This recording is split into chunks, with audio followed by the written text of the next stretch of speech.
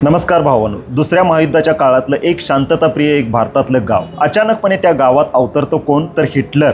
आणि हिटलरच्या अवतरण्याने त्या गावामध्ये जो काही गोंधळ होतो आणि त्याचमध्ये तो हिटलर आणि त्या गावकऱ्यामधली एक नाटक कंपनी याच्यामध्ये युद्ध चालू होतं। आता त्या युद्धात जिंकतो कोण, युद्धाच्या मागचं कारण काय, हिटलर अचानक तिथं कसं आला, या सगळ्या प्रश्नांची उत्तरं आपल्याला मुक्काम पोस्ट बोंबिलवाडी हा जो नवीन मराठी चित्रपट येतोय त्याच्यामध्ये मिळणार आहे। चित्रपटाची काही बाजू आपण विचार करूया। सगळ्यात यातली पॉझिटिव्ह आणि मोठी गोष्ट आहे ते म्हणजे याचे दिग्दर्शक मोकाशी, परेश मोकाशी। आता यांचे जर आधीचे पिक्चर आणि इतिहास जर तुम्ही बघितला ना, एकापेक्षा एक वनटास टॉप क्लास असे सिनेमे यांनी दिलेले आहेत। मी तर म्हणतोय मराठी सिनेमाला लाभलेलं वरदान म्हणजे परेश मोकाशी यांचा सुरुवातीचा जो पहिला पिक्चर होता जे डेब्यूटवाला हरिश्चंद्राची फॅक्टरी, त्याच्यानंतर मला जो यांचा सगळ्यात आवडला तो म्हणजे वाळवी।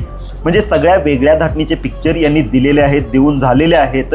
आता जो येतोय तो या सगळ्यापेक्षा वेगळा, आता फुल टाईम कॉमेडीवाला हा पिक्चर आहे।